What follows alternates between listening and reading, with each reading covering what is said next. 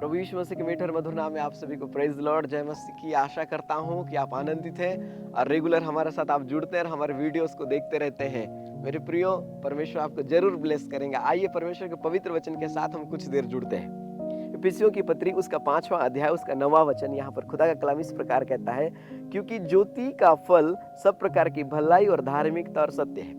हर एक मनुष्य अपने जीवन के अंदर में प्रतिफल को चाहता है। हर एक व्यक्ति अपने जीवन के अंदर सफलता को चाहता है। हर एक व्यक्ति अपने आप को आशीषित होते देखना चाहता है। सो मैं आपको एक स्टोरी बताता हूँ। एक बार क्या हुआ, एक किसान अपने खेत के पास में जो सड़क था और सड़क के किनारे रोपाई करने के लिए वो 2 पौधे को लेकर के आता है और वो 2 पौधा आजू बाजू आमने सामने में वो किसान लगा देता है, सड़क के आमने सामने में।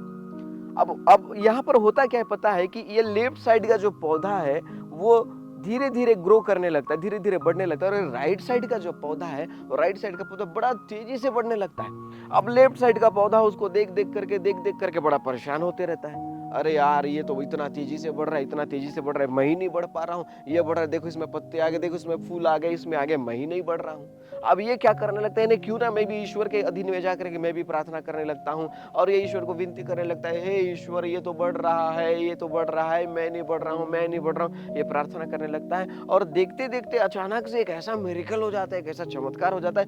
ये वाले वृक्ष से ये वाला वृक्ष बड़ा तेजी से विशाल से फैल जाता है, लहलहाने लगता, बड़ा सुंदर हरा भरा। जैसे आप मेरे पीछे हरियाली देख रहे हो वैसा पेड़ बड़ा हरा भरा हो जाता है। और गर्मी का सीजन आ जाता है और गर्मी के सीजन के अंदर में बड़ा धूप जब निकलता है, तेज चुभने वाला धूप, उस रास्ते से एक साधु आता है और साधु पसीने से तरबतर हो जाए रहता है, तरबतर पूरी तरीके से पसीना से तरबतर होता है और वो ढूंढते रहता है कि मैं कहाँ विश्राम करूं, कहाँ विश्राम करूं। अचानक से वो एक विशालकाय पेड़ को देखता है, हरा भरा पेड़। उसके पेड़ के नीचे जाकर के साधु बैठ जाता है और जब उसको थोड़ा अच्छा रिलैक्स लगता है तो साधु बोलता है, आहा कितना प्यारा पेड़ है, आहा कितना सुंदर पेड़ है, कितना ठंडा हवा दे रहा है। और वो कुछ समय वो साधु वहां पर सुस्ताते हैं, सुस्ताने के बाद साधु अपने मार्ग से चले जाते हैं। लेकिन समय दर समय बीतते जाता है और कुछ समय के पश्चात या कुछ दिन या कुछ मंथ के पश्चात साधु उसी रास्ते से वापिस आते हैं और अचानक से क्या देखते हैं कि जब वो वृक्ष के पास आसपास पहुंचते तो एक रोने का आवाज आता है। साधु बोलते हैं, ये कौन रो रहा है? आजू बाजू ऐसे पलट करके साधु देखते हैं लेकिन कुछ समझ में नहीं आता। फिर थोड़ा आगे बढ़ाते हैं और सिसक सिसक करके रोने का आवाज आता है। फिर साधु देखते हैं क्या हो रहा है। उसके बाद वो पेड़ को जैसे ही क्रॉस कर जाते हैं, क्रॉस कर जाने के बाद में पेड़ कहने लगता है, साधु जी आप भी मुझे भूल गए, सारे लोग भूल गए।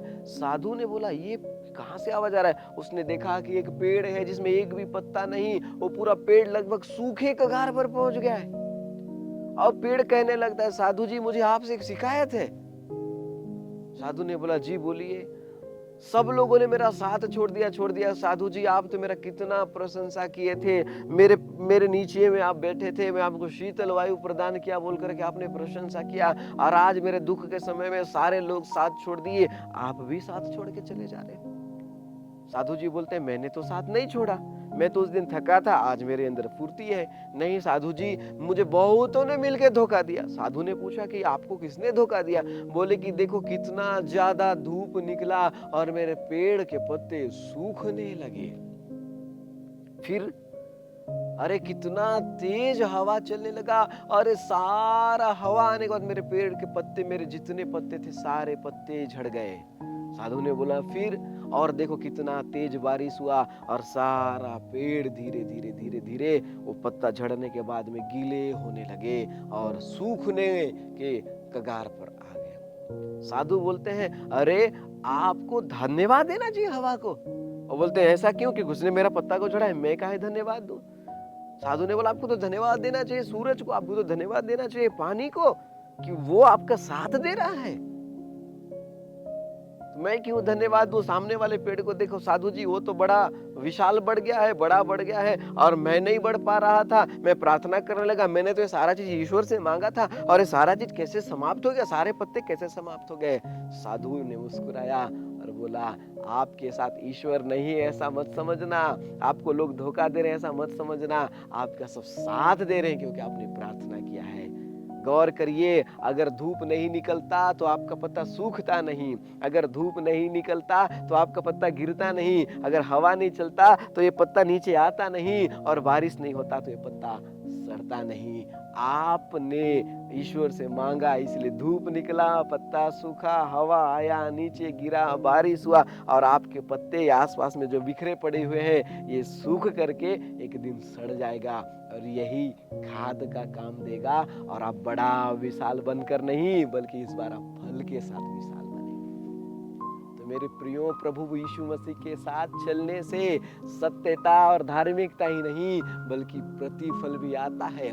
आज आपको ऐसा लगता है कि सब बढ़ रहे हैं, मैं नहीं बढ़ रहा हूं, सारे उन्नति कर रहे हैं, मैं नहीं कर रहा हूं, मेरा बिजनेस डाउन जा रहा है, मेरी मिनिस्ट्री डाउन जा रही है, जॉब में प्रॉब्लम हो रहा है, स्टाफ के साथ मिसबिहेव हो रहा है, बॉस के साथ प्रॉब्लम हो रहा है, और सारे चीजों में आपको ऐसा लग रहा है कि मैं डाउन जा रहा हूं।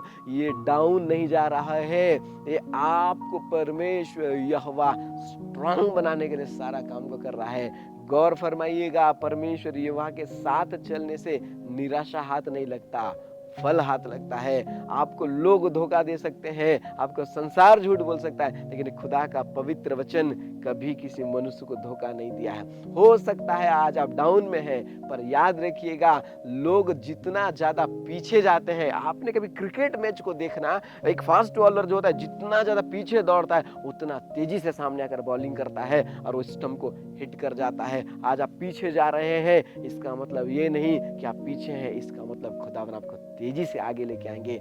इसीलिए आज से अपने विश्वास को दृढ़ करें, प्रभु यीशु के साथ चलें और अपने फल का इंतजार करें। निश्चय परमेश्वर आपको प्रतिफल देंगे। आमीन।